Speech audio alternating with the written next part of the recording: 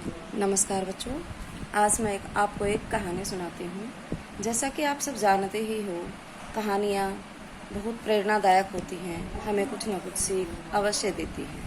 तो प्यारे बच्चों, कहानी सुनना और सुनाना सबको अच्छा लगता है। तो आज चलिए मैं आपको एक छोटी सी कहानी सुनाती हूँ। एक बार की बात है, एक तालाब में दो हंस और एक कछुआ रहते थे। उनमें बड़ी मित्रता थी।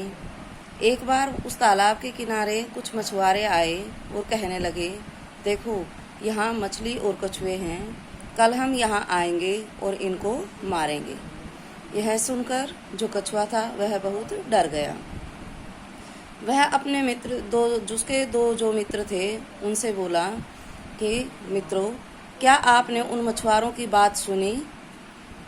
तो दोनों हंसों ने कहा कि हाँ, हमने सुनी है, पर हम क्या करें। अब कछुआ बोला कि ऐसा मत कहो, कोई ऐसा उपाय ढूंढो जिससे मैं भी दूसरे तालाब में चला जाऊं। अब हंसों ने कहा, यह कैसे संभव हो सकता है?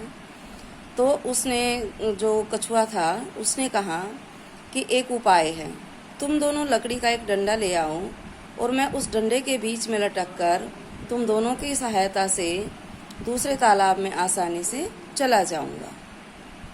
अब उन्होंने कहा कि इसमें एक नुकसान भी है।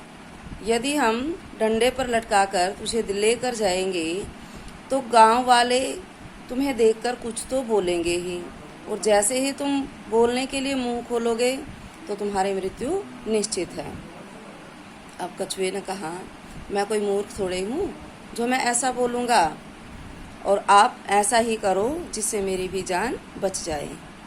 अब वो लकड़ी का डंडा ले आए और कछुआ जो था उस लकड़ी के डंडे पर लटक गया। हंसों ने दोनों किनारों से उस लकड़ी को पकड़ लिया और उनकी पंखों की सहायता से, हंसों के पंखों की सहायता से वह आसमान में उड़कर जाने लगा।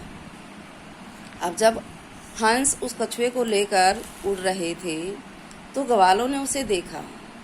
उन्होंने कहा, यदि यह कछुआ किसी उपाय से गिर जाए तो मैं इसको पकाकर खाऊंगा।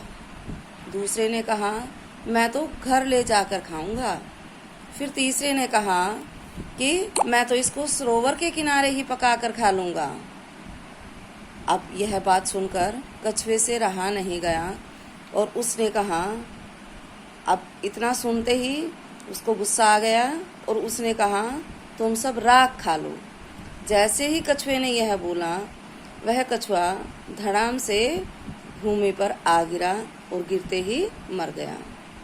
तो प्यारे बच्चों, यदि आपको भी कोई अच्छी बात बताता है तो उनको मान लेना चाहिए।